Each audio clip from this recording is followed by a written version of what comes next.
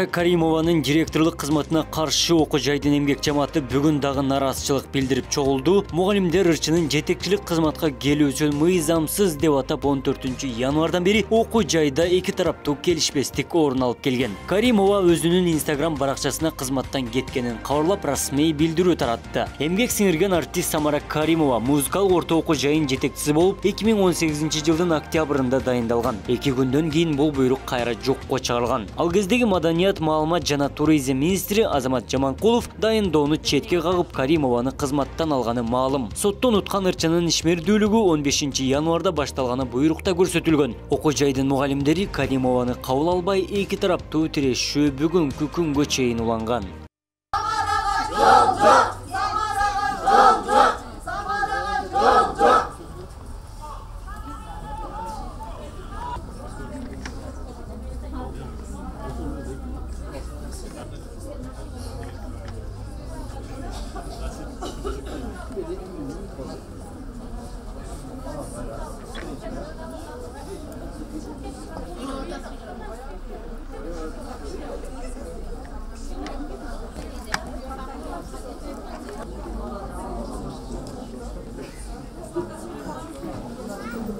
Аксакалдар сүйлөсүн деп мына кыздар эми алып алса, оларды бир жолу бияка чыгарып салып атат.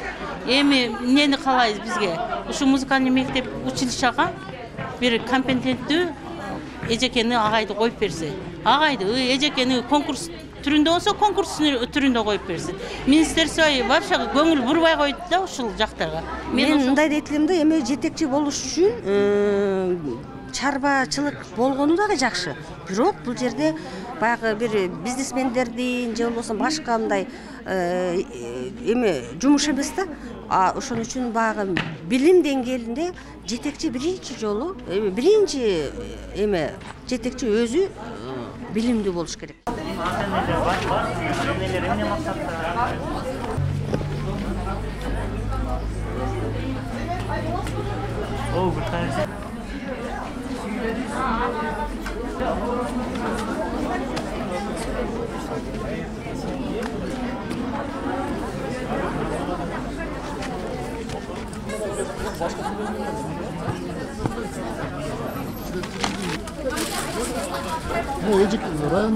Биз эмнеге каршы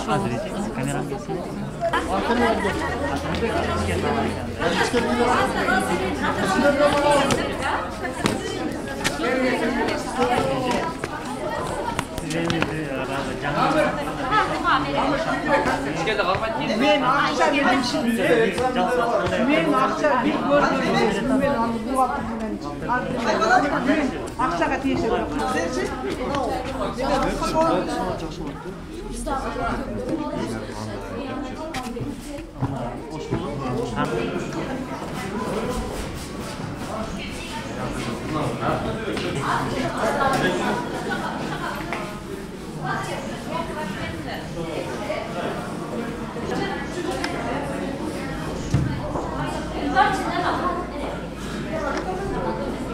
Ата-энелер чочулаган себеби мен биринчи чочулаган кечеги да Абиштага чужой адамдар келип, кыздар кирип, себеби мен кызым Абиштада жашайт, 3-курс быйылчы.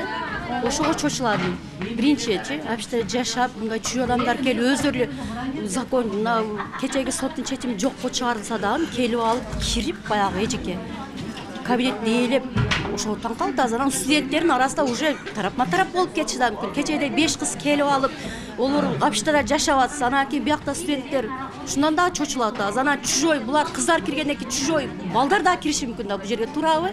Чужой балдар да кирип, билбейм, тем более вахтерса кароо турса, анан кийин эле келип, сырттан адам келип ачкыла эштерди десе, ана вахтадагы адамдар ачы берсе, мен ушундан чочулап келдим, биринчи чочулаганым. Анан кийин биз бул жерге мисалы үчүн окуу жайга эмнерге мугалимдер 15 жыл окуп анан келет да, билебиз да, себеби биз балдарды окууга киргизгенде ушуну сураштырып келебиз да. Анан айылдарда музыкалык школдор бар, буга кадр жок. Биз балдарыбызды, мен мисалы үчүн 8 ата-энебиз. Bir айылда 8 айыл өкмөтө 8 баланы алып келгенбиз, окуп берсин, бизге музыкалык школдор кадр болуп берсин деп. Анан кийин бу жерде мугалимдерди биз бүт баарын тааныйбыз. Анан кийин эле келип анан без диплом, hiç qanday оқыған адам мұғалім емес, тем более директор болып келіп алса, бұл қандай болады? Келешегі ешкім оқытпайды. Берді. Лично мен бүгін егер ешнәрсе шешілмесе, мен қызымды алып кетемін деп келдім берді. Себебі 3-ші курс Ноқаттан, Төлөс айыл өкіметінен келдім. Қандай пікірде? Biz dağıl oşul pikirde geldik. Eğer oşul yerde oşul Samara Karmakla oturmasa baldarız alıp keteriz biz. Biz baldarız köçede ırçı artist kılgan okutkan jokpuz. Biz muğalim, profesyonel muzgan kılıp okutaylı degen ümitті oşul жерге бергенбиз да. Ошон үчүн балдарыбызды алып кетели деп келдик. Açık деп жарыялауга уруксат этебиз. Фридрих Шопен.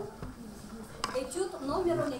Аткаруучу фортепиано бөлүмүнүн 4-чү курсунун студенти Маткасымова Геляна.